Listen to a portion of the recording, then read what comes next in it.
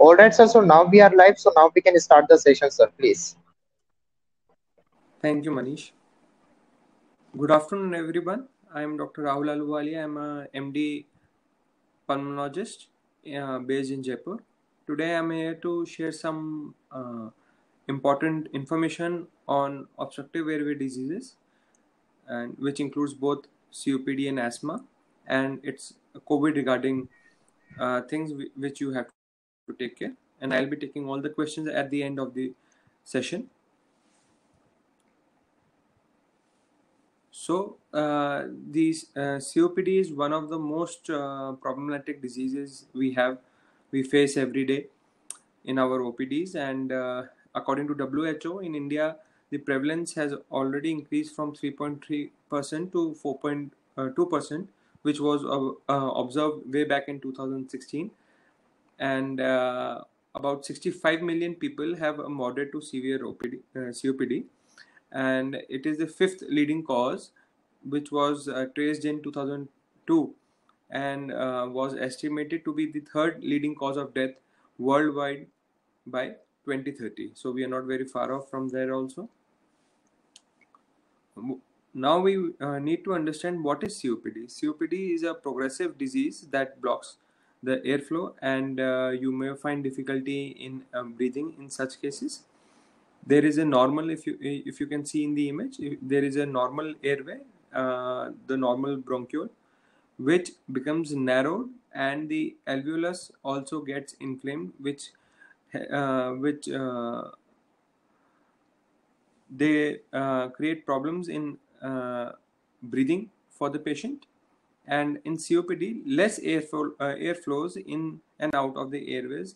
Because of that, the patient feels breathless and is not able to do daily chores, and eventually it advances to the next level of the disease.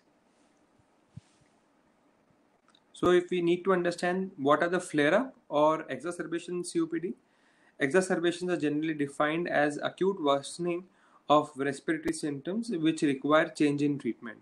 So anytime the number of times the COPD patient has to visit the emergency of a hospital, that is called an exacerbation, and it also every time you exacerbate, then each time the lung function, the capacity of the lungs go down.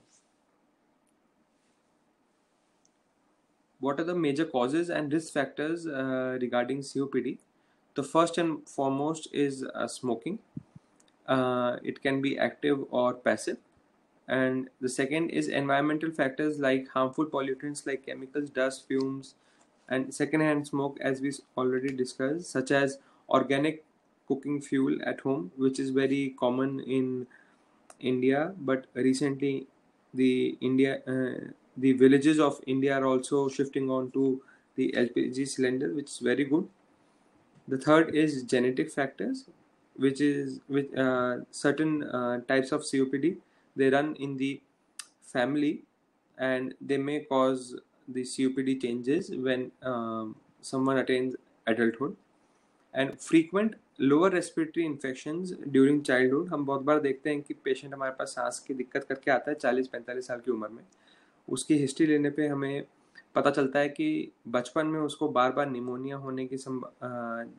Pneumonia होता था, या बार बार सांस की दिक्कत की वजह से वो हॉस्पिटल भर्ती होता था. तो the inadequate treated lower respiratory tract infections which occur repeatedly during childhood, they may cause COPD in the future. And what are the symptoms we have to look in for COPD? The most common are increasing breathlessness, a persistent cough with phlegm, that is with mucus expectoration that does not go away, frequent chest infection, and persistent wheezing, एक सीटी बजने जैसी आवाज आती वो. And other symptoms are weight loss, which is seen in advanced COPD, the tiredness, and swollen ankles from buildup of fluid when the lungs get too weak that they start putting pressure on the heart. Then we get the swollen feet and chest pain or coughing up of blood. In certain advanced cases of COPD we see. Now we have to understand the medicines which are there for COPD and which you also encounter every day, and look around in your environment of when COPD patients are taking such disease, these medicines. The first and foremost, the prime most treatment is inhaler. It is a small handheld device that delivers medicine into airways. Inhalers can be used with or without spaces. Recently, there are introduction of synco breaths, which remove the use of spacer devices, and it makes convenient for the patient to carry the inhalers along with them. And others are oral bronchodilators and antibiotics, which help in reduction of the inflammation and swelling of the airways, and also reduces mucus production and make the airways less sensitive to irritants and allergens. But from either of the two, inhalers are much superior as they are less in dosage, in concentration, and they directly go and affect the airways and get out of the system. They do not mix in the blood. The other medications which are there are formulations in form of dry powder inhalers or meter dose inhalers in form of inhalers. They are a combination of ICS, LABA and LAMA, which is a triple therapy which is Hello, Rahul getting a sir. lot of... Yes. Sorry to interrupt, sir. This side, Ankit. Sir, one of our audience named Lakshmi Narayan has requested to speak in Hindi language, sir. Okay. It would be easy to understand for them. Yes. Yeah. No Thank you, problem. sir. Continue, sir. तो अभी तक हमने, लक्ष्मी जी, अभी तक जो हमने बात की, हम बात कर रहे हैं COPD, जिसको हम हिंदी में दमा बोलते हैं. बहुत लोग दमे के नाम से इस बीमारी को जानते हैं, जिसमें सबसे ज़्यादा जो कॉमन सिम्टम होते हैं मरीज को, वो होते हैं सांस की, छाती के दर्द की और ऐसी खांसी की जिसमें बहुत ही मुश्किल से कफ छूटता हो. और काफ़ी आगे की COPD, जब एडवांस COPD हो जाती तो उसमें बहुत लोग थकान और वेट लॉस की भी कंप्लेंट करते हैं. हम उसी बीमारी की दवाइयों के बारे में बात कर रहे हैं. सबसे अच्छे होते हैं जो इनहेलर पंप, जो आप लोगों ने सुना होगा, जिसमें अलग अलग फॉर्मुलेशन में इनहेलर पंप मिलते हैं. वो पाउडर के फॉर्म में भी आते हैं, कैप्सूल के फॉर्म में, और इनहेलर्स के रूप में भी दवाइयाँ आती हैं, जो कि सीधा जहाँ पे लंग्स में एयरवेज में जहाँ पे सूजन बनती है वहाँ पे जाके काम करती है, खून में नहीं मिलती है और वो अपना अच्छा असर दिखाती है. वो उन दवाइयों में भी अलग अलग दवाइयाँ उपलब्ध हैं, जैसे कि fix dose inhaler fix dose inhale corticosteroid, लाबा एंड लामा ट्रिपल थेरेपी हम बोलते हैं, जो कि काफ़ी इफ़ेक्टिव है और आजकल काफ़ी यूज़ में भी आ रही है और इससे काफ़ी लोगों को फ़ायदा भी हो रहा है. और जो दूसरा है वो है लाबा और लामा कॉम्बिनेशन, जिसमें अलग अलग तरीके के आते हैं, जैसे ग्लाइकोपेरिनियम प्लस फॉर्मेट्रोल भी आजकल बहुत ज़्यादा इफ़ेक्टिव हमें दिख रहा है, हम मरीजों में यूज़ कर रहे हैं. एंड जो पुराना हमारा चल रहा है टायोट्रोपियम और फॉर्मेट्रोल, उससे भी बेहतर ग्लाइकोपेरिनियम और फॉर्मेट्रोल का कॉम्बिनेशन है, जो कि आजकल हम हर मरीज में नहीं, कुछ मरीजों में जो हमें स्ट्रेटिफिकेशन करना होता है COPD के पेशेंट्स में, जो एलिजिबल पेशेंट्स है, उसमें बहुत हेल्प करता है.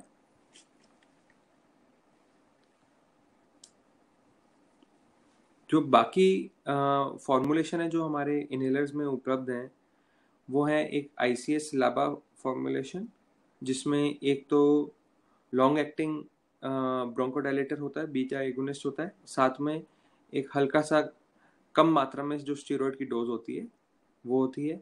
और दूसरे होते हैं PDE4 इनहिबिटर्स, जो कि डायफ्रामेटिक एक्टिविटी, जो हमारे श्वास लेने की जो मसल्स हैं उस पर काम करता है, जैसे थियोफाइलिन. और कुछ एंटीबायोटिक्स, जब बार बार ऐसे लोगों में इन्फेक्शन होने की संभावना होती है, तो उसमें हम एमॉक्सिसिलिन, एरिथ्रोमाइसिन, डॉक्सीसाइक्लिन का रोल काफ़ी अच्छा देखते हैं.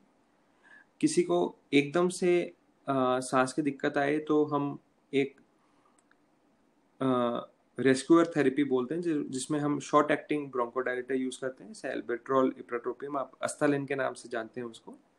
और जब भी कोई आदमी एक्सरसेबेशन में आता है या तेज़ अटैक आता है बीमारी का, उसमें हमें कुछ स्टीरॉइड्स मुंह से भी देने पड़ते हैं, जो जिसमें प्रेडनिसोलोन और मिथाइल प्रेडनिसोलोन है। जो दवाइयों के आगे भी जो मोस्ट इम्पॉर्टेंट है वो है पल्मोनरी रिहैबिलिटेशन, जिससे जो पेशेंट्स हैं सीओपीडी के, उनकी डेली एक्टिविटीज़ हम कोशिश करते हैं कि वो अपनी खुद करें, और जो जनरल एक्टिविटी है उनकी अच्छी हो, और जो क्वालिटी ऑफ लाइफ है उसको हम बढ़ाएं। काफ़ी ब्रीदिंग एक्सरसाइजेज होती हैं आजकल, डायफ्रामेटिक ट्रिगर एक्सरसाइजेज होती हैं, जो कि हम हमारे मरीजों को समझाते हैं, जिससे कि उनके एडवांस सीओपीडी वाले पेशेंट्स को काफ़ी मदद मिलती है। और ऐसे पेशेंट जो जिनके श्वास का स्तर इतने लंग्स वीक हो जाते हैं कि श्वास का स्तर मेंटेन नहीं कर पाते हैं, ऐसे लोगों के लिए हम ऑक्सीजन थेरेपी एडवाइस करते हैं कि घर पे कोई मिनिमम अमाउंट में उनको ऑक्सीजन रहे उनके पास, जिससे कि जो इतने वीक हो रखे हैं लंग्स, वो उनको थोड़ा सा सहारा मिलता रहे, और जिससे कि वो अच्छा जो अपना लाइफस्टाइल है वो कंफर्टेबल व्यतीत कर पाए। अलग अलग तरीके के इनहेलर होते हैं, जैसे कि MDI मीटर डोज इनहेलर बोलते हैं, MDI विद स्पेसर, जिसमें कोऑर्डिनेशन की कोई प्रॉब्लम नहीं होती है, जो ड्रग डिपोजिशन की दिक्कत नहीं होती गले में, और एक्यूरेट ड्रग मिलती है लंग्स में वो। या ड्राई पाउडर इनहेलर, जो अलग अलग फॉर्म में आते हैं, छोटी सी कैप्सूल के फॉर्म में आते हैं, और ये 3 मेन तरीके के इनहेलर हैं जिसमें सारी दवाइयाँ उपलब्ध हैं आजकल।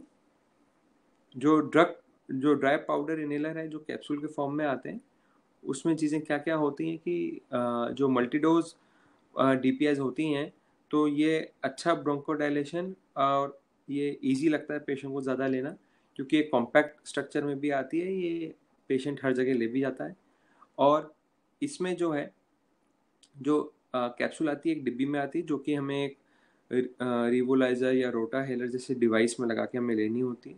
ज़्यादातर एक डिब्बी में 30 कैप्सूल आती हैं, तो या तो वो 30 दिन का या 15 दिन का आपका थेरेपी पूरा करती हैं। इसमें जो है कोई एडिटिव नहीं होता, जैसे कि हमारे इनहेलर्स में होता है, इसमें कोई एडिटिव नहीं होते, कोई प्रोपेलेंट या व्हीकल नहीं होता जो कि हमारी दवाई को सीधा लंग्स में पहुंचाए। और जो लोकल अनवांटेड इफेक्ट्स है वो भी कम होती है, जैसे कि जो इनहेलर में हम देखते हैं कि गले जो सीधा बिना स्पेसर के जब हम यूज़ करते हैं इनहेलर, तो गला ठंडा लगना या गले में छाले होना, गला भारी भारी रहना, ये चीज़ें हम ड्राई पाउडर इनहेलर में कम देखते हैं। और इसको बहुत ही इजीली तरीके से यूज़ करने के बाद हम साफ़ करके और इसको सूखा रख सकते हैं, तो इसमें कोई दिक्कत नहीं आती। बट हाँ, ये है कि इसमें जो लंग कैपेसिटी है जिसकी ज़्यादा अच्छी होती है, उसमें हमें देखा जाता है कि उनमें ज़्यादा इफेक्टिव होते हैं ड्राई पाउडर इनहेलर। तो सबसे ज़्यादा इम्पॉर्टेंट क्या है कि इनहेलर हम करेक्टली यूज़ करें, करेक्ट तरीके से यूज़ करें, क्योंकि अगर करेक्ट तरीके से हम यूज़ नहीं कर पाते हैं तो जो वो असर करना चाहिए वो आपके शरीर में नहीं कर पाएगा। उसकी वजह से बार बार आपके श्वास का उठाव होगा, आपको अटैक आएंगे सांस के। उसकी वजह से आपको बार बार इमरजेंसी या भर्ती या ICU की ज़रूरत भी पड़ सकती है, जिसकी वजह से जो लंग्स की कैपेसिटी है वो बार बार गिरती जाए नीचे। और उसकी वजह से जो आपके दमे का कंट्रोल है, जो हमें पुअर अस्थमा या COPD कंट्रोल हम बोलते हैं, वो पुअर रहेगा हमेशा। जो दवाइयों के साइड इफ़ेक्ट हैं वो ज़्यादा मिलेंगे, उनके लाभदायक जो इफ़ेक्ट हैं वो नहीं मिल पाएंगे अपन को।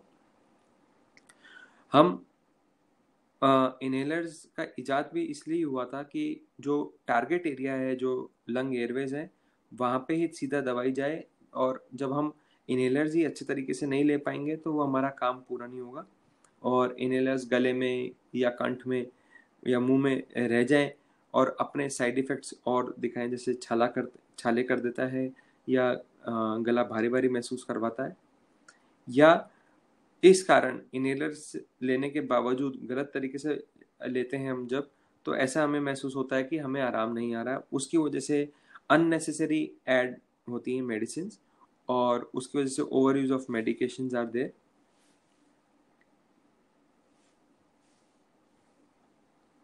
अब हम ये सोचें कि अगर हम COPD किसी को है और उसको वैसे के वैसे छोड़ दें, अगर अनट्रीटेड छोड़ दें, तो क्या होगा? 3 मेजर चीज़ें हैं जो कि हो सकती हैं।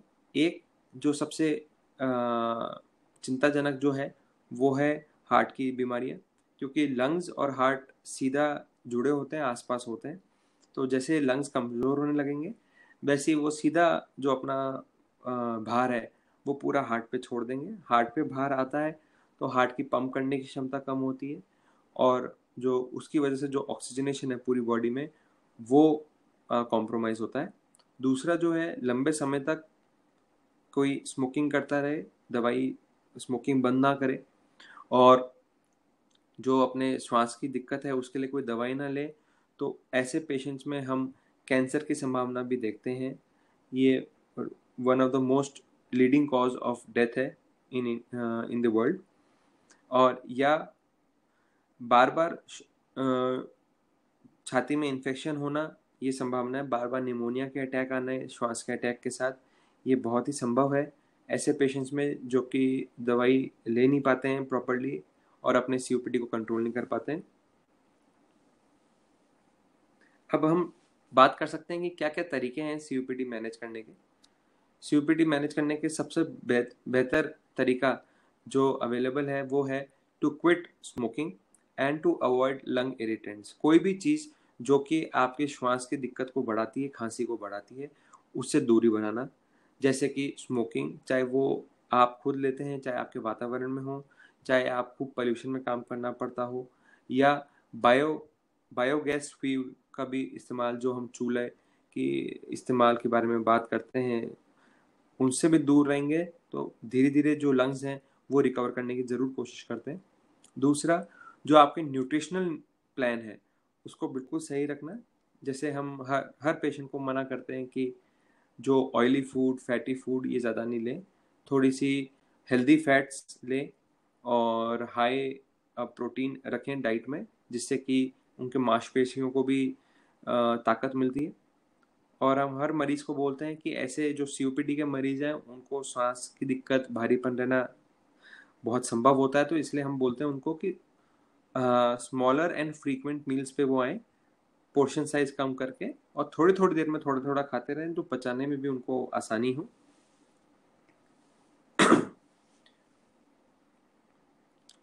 जो चौथी चीज़ सबसे इम्पोर्टेंट है वो है कि जैसा भी आपकी डॉक्टर की सलाह है वो उसके बिना पे आप चलते रहें। जो दवाइयाँ हैं, बहुत बार ऐसा होता है कि जब हमें श्वास की बिल्कुल ही तकलीफ होती है हम तब लेते हैं इनहेलर, और बाकी टाइम हम उसको अवॉइड करते हैं बहुत सारे कारणों से कि हमें लेना नहीं पड़े, ये ख़त्म नहीं हो जाए। लेकिन आप उसकी चिंता नहीं करें, आज के इनहेलर्स बहुत रीज़नेबल प्राइस में हो गए हैं। तो 2 रुपये से 7 रुपये प्रतिदिन के खर्चे पे आजकल इनहेलर्स अवेलेबल है मार्केट में। तो ये हमें ध्यान रखें कि जो भी डॉक्टर दवाई बताता है वो जब तक डॉक्टर नहीं बोले उसको डिसकंटिन्यू ना करें।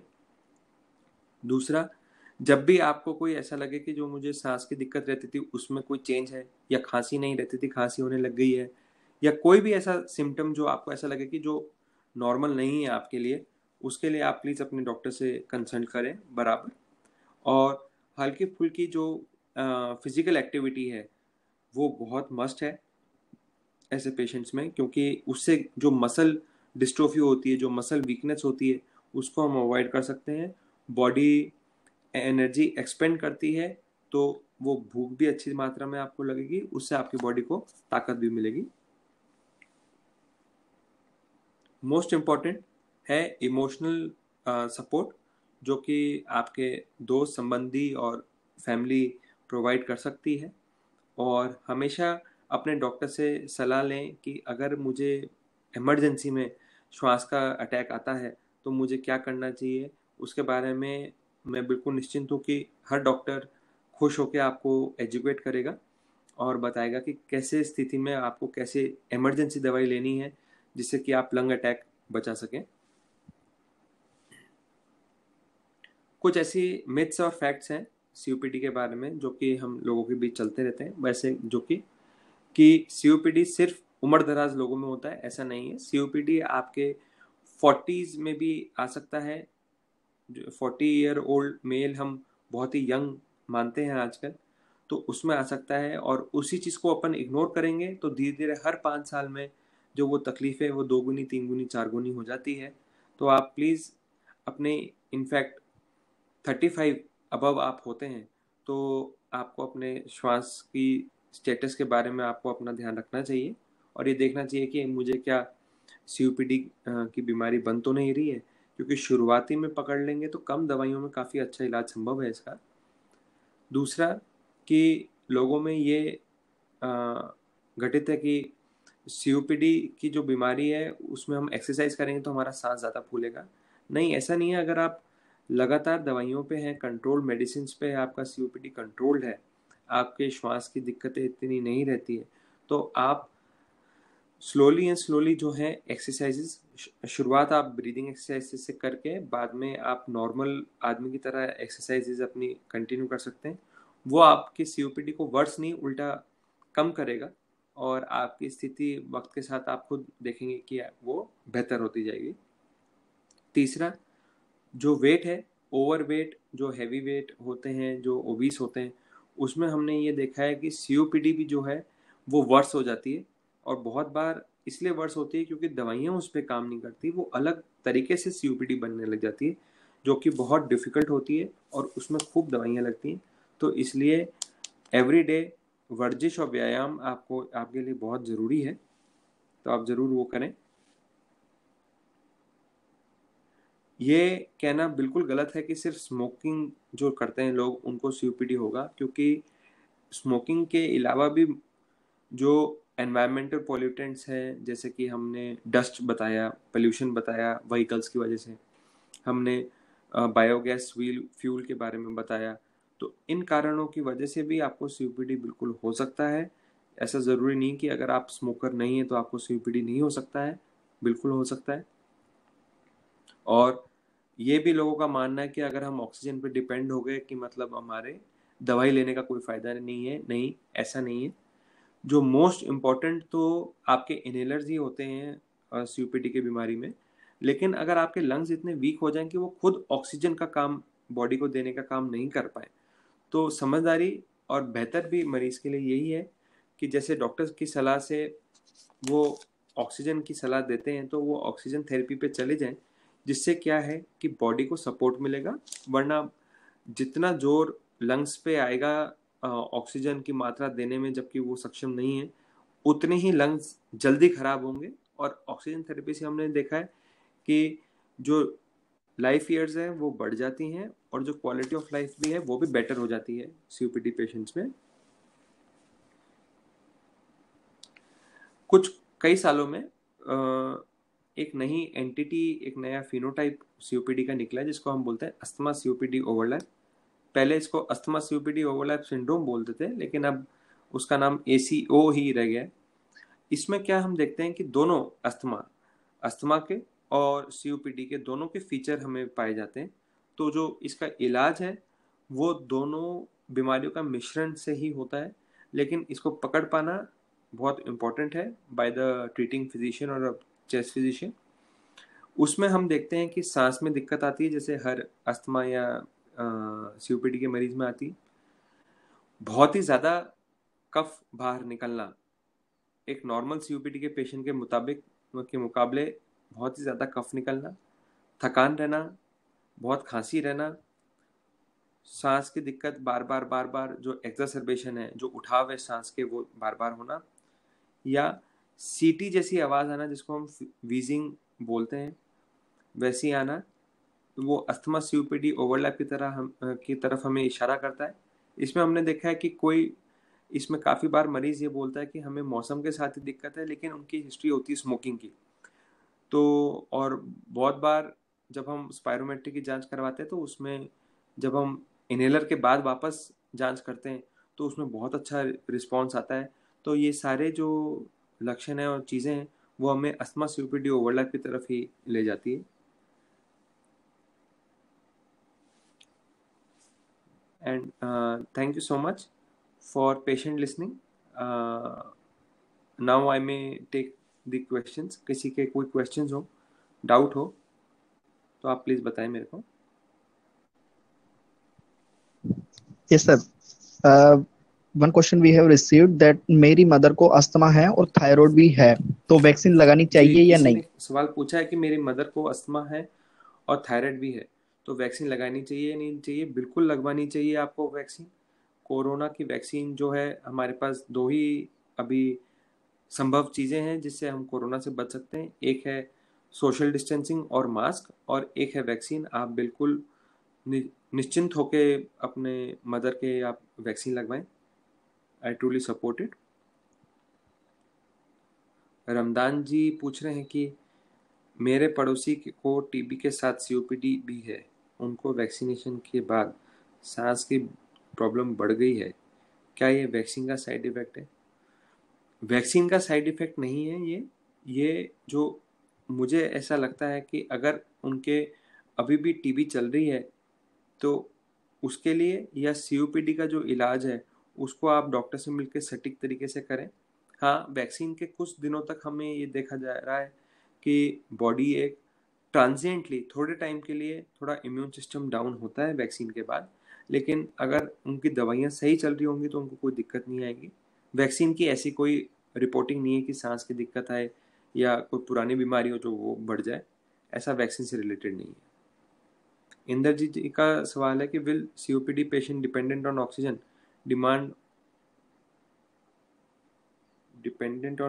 Demand once oxygen therapy is initiated? मैं जो समझा हूँ इस क्वेश्चन को ये कि पेशेंट क्या ऑक्सीजन डिपेंडेंट हो जाएगा अगर एक बार ऑक्सीजन थेरेपी दे दी?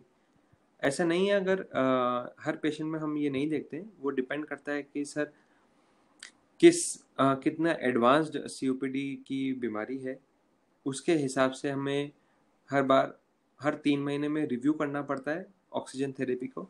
और बहुत बार ऐसा होता है कि हम ऑक्सीजन थेरेपी मिनिमल धीरे धीरे कम करते रहते हैं ऑक्सीजन, और एक वक्त अगर दवाइयाँ सही चलती हैं, रिहेबिलिटेशन अच्छा है पेशेंट का, एक्सरसाइज अच्छे तरीके से करता है, तो उसको कोई दिक्कत आती नहीं है और ऑक्सीजन हटाई भी जा सकती है। लेकिन जब भी ज़रूरत होगी, जब भी डॉक्टर एडवाइस करेगा, तो प्लीज़ आप लगवाएं।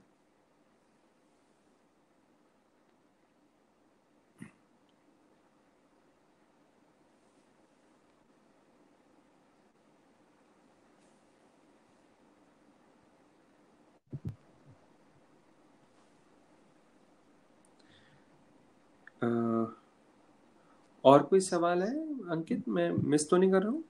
नहीं सर, ज्यादा only. So we can close now, sir, by Okay. conveying thanks. Okay, thank you so much, Ankit. Yeah, thank you so much, sir, for connecting us for the patients. Thank you so much, sir, for sparing your time. Thank you so much. Okay.